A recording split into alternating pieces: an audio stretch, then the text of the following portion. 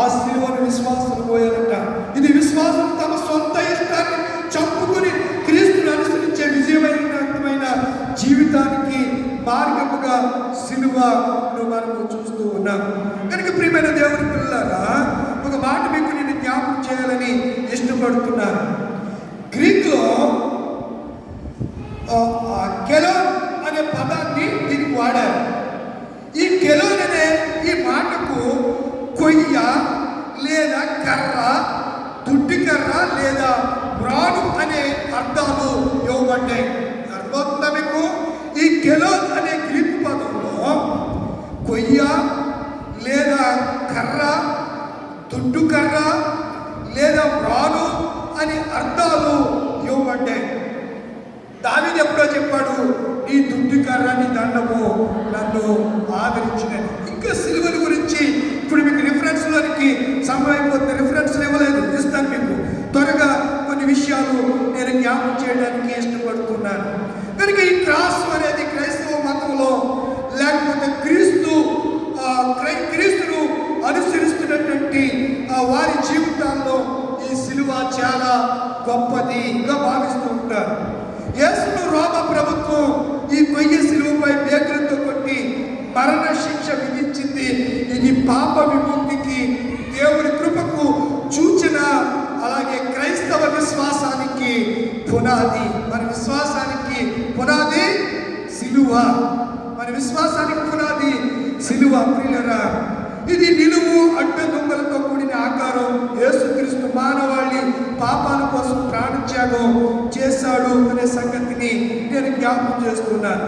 క్రీస్తును మేకులతో బంధించిన కొయ్యను సాధారణంగా సిలువ క్రాఫిక్స్ అనే పదాన్ని దీనికి వాడారు. క్రాఫిక్స్ అనే పదాన్ని దీనికి వాడడం అనేది మనం చూస్తున్నాం. సిలువకు ఇంత చరిత్ర ఉంది. సిలువ త్యాగం చాలా గొప్పది ప్రియులారా. సిలువ మన ఊహకు అందనిది. అలాంటి భారమైన సిలువను యేసు ప్రభువారు మోసుకుంటూ ఆయన ప్రయాణం ఎక్కడికి చెప్పండి? ఎక్కడికి? గొల్గొతా కొండ మీదకి, కపాలం అనే స్థలానికి ఆయన వెళుతూ ఉన్నాడు. కల్వరి కొండ దగ్గరికి ఆయన వెళుతున్నాడు. మధ్యలో ఉన్న కొండ అది అంత కల్వరి కొండ. యేసు ప్రభు వారిని సిలువేసిన ఆ స్థలాన్ని మాత్రం గొల్గొతా అని పిలువబడినట్లుగా పరిశుద్ధ లేఖనాల్లో సువార్తికులు రాస్తారు. ప్రియులారా, కనుక నేను కొన్ని విషయాలు మీకు జ్ఞాపకం చేయడానికి ఇష్టపడుతున్నాను. పౌలు గారు అంటారు కదా, నేను క్రీస్తుతో కూడా ఏమైపడ్డాను. ఎక్కడుందన్నమాట? గలతీ రాసిన పత్రిక త్వరగా రాసుకోండి. 2వ అధ్యాయం 20వ వచనం. నేను క్రీస్తుతో కూడా జీవించువాడను. నేను ఎవరితో సిలువేయబడ్డాను? సిలువేయబడ్డాడు పౌలు గారు చెప్పరెట్లా వేయబడలేదు, శిరఛాదనం చేయబడ్డాడు. ఎవరు? పౌలు గారు. పేతురు గారు అయితే తల క్రిందులుగా సిలువేయబడ్డాడు. ఆంద్రియ అయితే ఇంటూ ఆకారంలో సిలువ మీద అతడు హతసాక్షి అయ్యాడు. కానీ ప్లస్ ఆకారంలో ఉన్నటువంటి సిలువ మీద యేసు ప్రభు వారు ఆయన మరణిస్తే పౌలు గారు అంటున్నారు కదా, నేను క్రీస్తుతో కూడా ఇప్పుడు జీవించువాడను. ఎవరి కోసం జీవిస్తాడట? క్రీస్తు సిలువ ప్రేమను గుర్తెరిగిన వారు మనం ఎవరి కోసం జీవించాలన్నా చెప్పండి? చెప్పాలి. క్రీస్తు కొరకు మనము జీవించాలి. మరొక రిఫరెన్స్ మీకు జ్ఞాపకం చేస్తాను. అది 5వ అధ్యాయం గలతీ రాసిన పత్రిక 5వ అధ్యాయం 24వ వచనం. గలతీ రాసిన పత్రిక 5వ అధ్యాయం 24వ వచనం. అమ్మా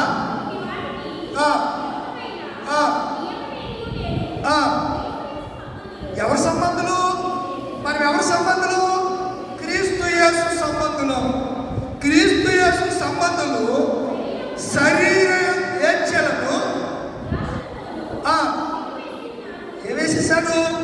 దురాశల్ని సిలువేసేయాలి, కపటాన్ని సిలువేసేయాలి, అసూయను సిలువేసేయాలి, వంచనను సిలువేసేయాలి. సిలువ వేసేయాలి. ఇవన్నీ కూడా క్రీస్తు దగ్గరికి వచ్చేసరికి మన జీవితాలు ఉండడానికి వీల్లేదు.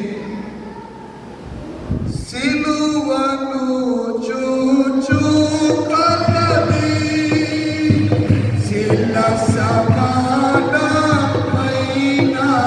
మనసు, సిలువను చూచు కలది శిల సమానమైన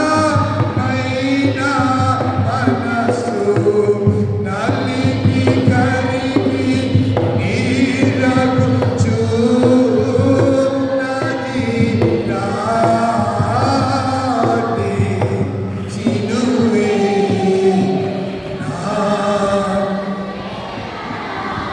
నా యెహోవా. సిలువంటి మనసు కూడా సిలువను చూడగా ఏమైపోవాలి? కరిగి నీరైపోవాలి. రాతి గుండె మాంసపు గుండెనిగా మెత్తని హృదయముగా మార్చబడాలి. ప్రియులారా, ఎన్నో దినాల నుంచి మండల కాల దినాల్లో మనము సిలువని గురించి ధ్యానం చేస్తున్నాం. ఇంకా మన మనసు బొద్దుబారిపోయిందేమో. ఒక విషయాన్ని మీకు జ్ఞాపకం చేయడానికి నేను ఇష్టపడుతున్నాను. చూడండి, మత్తయి సువార్త మాథ్యూ 27:31 వచనం. ఈరోజు చదువుకున్న లేఖనం. ఆయన ఉపాసించిన తరువాత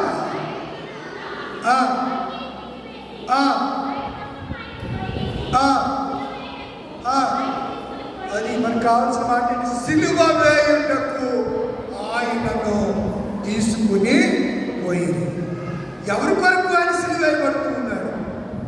ఎవరి కొరకు ఆయన గమని వెలుపలకు తీసుకుని భారమైన సిలువను మోసుకుంటూ వెళుతున్నాడు అని మనము ఆలోచన చేయవలసిన వారమై ఉన్నాం ప్రియులారా. కనుక అపోస్తలుడైన పౌలు అంటాడు, సిలువను గురించిన వార్త నశించుచున్న వారికి వెలుతనిగానే రక్షించబడిన మనకు దేవుని శక్తి అన్నాడు. సిలువ వ్యర్థం కాదంటాడు. కొరింథీయులకు రాసిన మొదటి పత్రిక 1వ అధ్యాయం 17వ వచనం చదవండి. 1వ అధ్యాయము 17వ. సిలువను గురించిన వార్త అమ్మా 1:17 అమ్మా.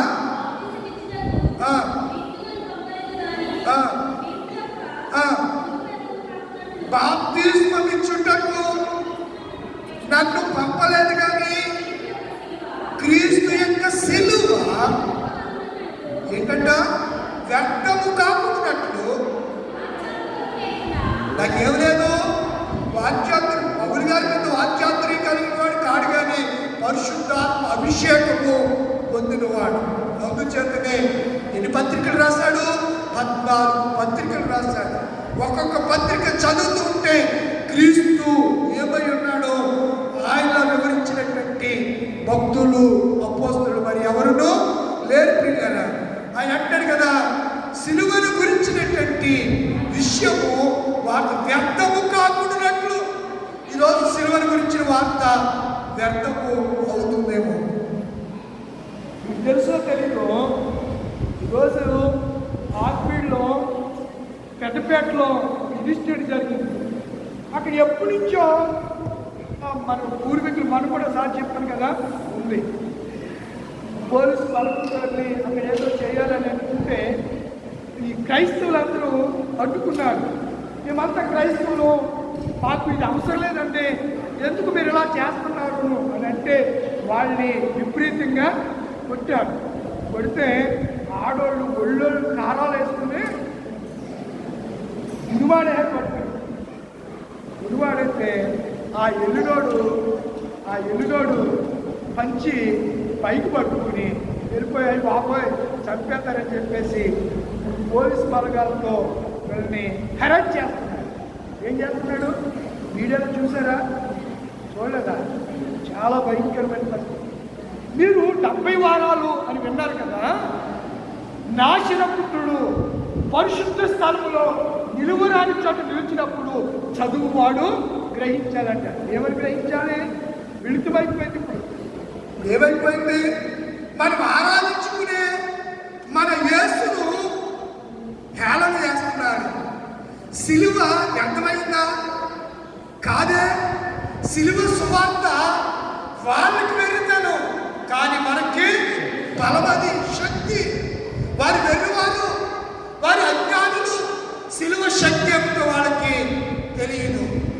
ఈ ప్రపంచాన్ని శాసించగలిగింది ఈరోజు సిలువ.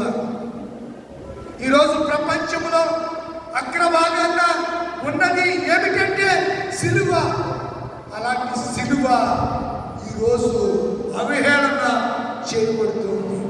సిలువను మోసిన యేసును, సిలువను ఆ రోజు వాళ్ళు అపహాస్యం చేస్తే ఈరోజు చాలా మంది అపహాస్యం చేస్తూ ఉంటే నా ప్రభువు వారిని చూచి, పరమందున్న దేవుడు వారిని చూసి నవ్వుతూ ఉన్నాడంట. నా గురించి మీకు ఏమి తెలుసురా అని నవ్వుతూ. ఒక దినాన్న ఉంటుంది, దవిడి దిమిడి అవుతుంది, దానికి మామూలుగా ఉండదు. కనుక పౌలు గారు విషయాలన్నీ చాలా అద్భుతంగా చెప్పాడు. కనుక మనం ఏం చేయాలంటే సిలువను ధృవీకరించే దినాలు వచ్చేసాయి. కనుక మనం ఎలా ఉండాలి? వాళ్ళతో పాటు మనం కూడా సిలువను ధృవీకరించే వారిగా మనం ఉంటామా? సిలువ ఎందు మనం ఏం పొందాలి? శక్తిని పొందాలి. ఆయన భారమైన సిలువను ఆయన మోస్తూ గొల్గొతా కొండకు వెళుతున్నాడు. ముగింపులోకి వచ్చేసాను. సిలువలో వేలాడే నీ కొరకే, సిలువలో వేలాడే యేసు నిన్ను పిలచుచుండే, ఆలస్యము నీవు చేయకు, యేసు నిన్ను పిలచుచుండే, కలువరి శ్రమలన్నీ నీ కొరకే, ఘోర సిలువ మోసె కృంగుచుండే, గాయములాచే బాధనొంది, రక్తము కాచి హింసనందే, సిలువలో వేలాడే నీ కొరకే, సిలువలో వేలాడ. సిలువ ప్రేమను అగాధ సముద్ర జలములైనా ఈ ప్రేమను అర్పచాలముగా, అగాధ సముద్ర జలములైనా ఈ ప్రేమను అర్పచాలముగా,